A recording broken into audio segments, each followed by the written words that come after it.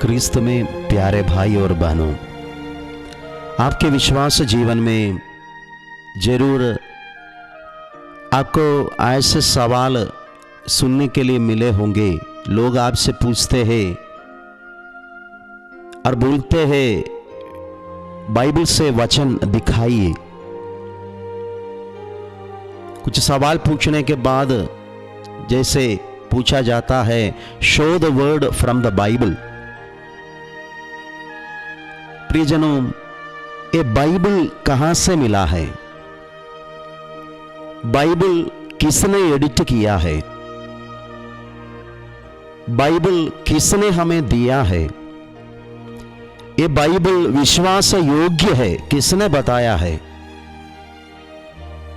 Bible के वचन में हम विश्वास कर सकते हैं, कौन गारंटी देते हैं? ये सोचने की विषय है। जो लोग बाइबल के वचनों को दोहराकर कलीसिया की खंडन करना चाहते हैं, कलीसिया के अधिकार को क्वेश्चन करना चाहते हैं, ये जानने की बात है बाइबल कलीसिया का ग्रंथ है। Bible is a book of the church. ये बाइबल कलीसिया ने हमें दिया है। ये बाइबल के विषय में कलीसिया ने बताया है। कलीसिया ने बताया कि नया विधान में 27 ग्रंथ है, आप लोग ये ग्रंथों में विश्वास कर सकते हैं। बाइबल के विषय में कलीसिया ने हमें बताया। बाइबल कलीसिया का ग्रंथ है। प्रियजनों, बाइबल में ये जो 73 बुक्स होना चाहिए, ये किसने निर्णय लिया? कलीसिया ने निर्णय लिया।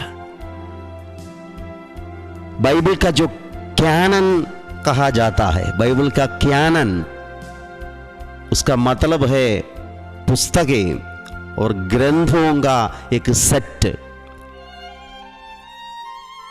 बाइबल कैनन का मतलब है ग्रंथों का एक सेट या पुस्तकों का एक सेट। एक विशेष धार्मिक समुदाय आधिकारिक ग्रंथ के रूप में मानता है। अंग्रेजी शब्द कैनन ग्रीक से आते हैं। ग्रीक शब्द का मतलब है नियम या मापने का झड़ी। बाइबल का कैनन उन पुस्तकों का एक सेट है जो इंस्पायर्ड है। ईश्वर के आत्मा से प्रेरित होकर जो किताबें लिखा गया है, वो किताबों का सेट है बाइबल का कैनन। ये कैनन किसने सेट किया? कलीसिया ने सेट किया। Church fixed the canon of the Bible. इसलिए कलीसिया का ये ग्रंथ, कलीसिया हमें बोलती है कि ये विश्वसनीय है, ये ग्रंथों पर विश्वास कर सकते हैं। तो इसलिए इतिहास को जानना चाहिए। एक कैनन के डेवलपमेंट में, इतिहास में कलीसिया ने जो निर्णय लिया था, AD 170 में मिलिटो, एशिया माइनर का एक प्राचीन शहर, सार्दिस का बिशप,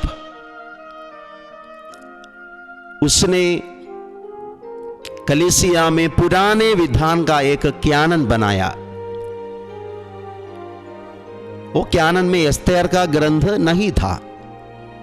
इसके बाद काउंसिल ऑफ लाउडीशिया AD 360 में एक काउंसिल में नया विधान का एक कैनन बनाया गया, जो आज के नया विधान के कैनन के समान है।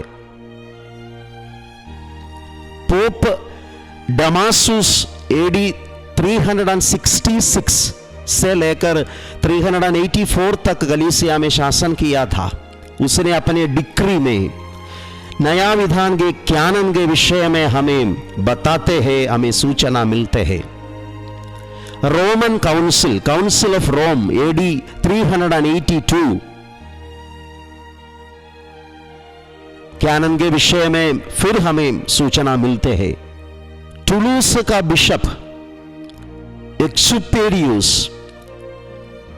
पोप इनोसेंट को चिट्ठी लिखकर पूछते हैं कि कैनन के विषय में AD 405 में संत पापा इनोसेंट लिखते हैं बाइबल के कैनन के विषय में। उसके चिट्ठी से हमें एक कैनन के विषय में जानकारी मिलते हैं। काउंसिल ऑफ हिप्पो अफ्रीका में 393 पुराने और नया विधान के पुस्तकों के विषय में एक कैनन बनाते हैं और हमें मिलते हैं, जो आज रोमन कैथोलिक चर्च के कैनन के समान है। 1441 काउंसिल ऑफ फ्लोरेंस फिर बिब्लिकल कैनन के विषय में निर्णय लेते हैं। प्रियजनों, आज का जो कैनन कलीसिया ने फिक्स किया without any doubt infallibly 1556 council of Trent, ये कैनन को एक्सेप्ट किया। प्रियजनों, कहने का मतलब यही है, कलीसिया के अधिकारियों ने, कलीसिया के काउंसिल ने ये कैनन को फिक्स किया और बाइबल के कैनन आज जैसे हमें मिल रहे हैं हमारे पास प्रस्तुत किया। बाइबल कलीसिया का ग्रंथ है, बाइबल कलीसिया का ग्रंथ है और बाइबल कलीसिया का पुस्तक है। कलीसिया ने ये ग्रंथ को हमें दिया है। तो एक ग्रंथ से वचन को दोहराकर कलीसिया के अस्तित्व को क्वेश्चन करना वो लॉजिकल नहीं है, वो लॉजिकल नहीं है। ये कलीसिया का ग्रंथ है, जो कलीसिया ने वो ग्रंथ हमें दिया है वही कलीसिया के अस्तित्व को क्वेश्चन करना लॉजिकल नहीं है। आज हम प्रार्थना करेंगे विशेष रूप से जो लोग बाइबल के वचनों को कोट करके कलीसिया जो हमारी माँ है उसके अपमान करते हैं, निंदा करते हैं, उसके वचनों का खंडन करने के लिए कोशिश कर रहे हैं, प्रभु उनको सद्बुद्धि प्रदान करे। बाइबल कलीसिया का ग्रंथ है, कलीसिया ने हमें दिया है, वो माँ को हम धन्यवाद देंगे और माँ के लिए प्रार्थना करेंगे। पिता, पुत्र और पवित्र आत्मा के नाम पर आमीन।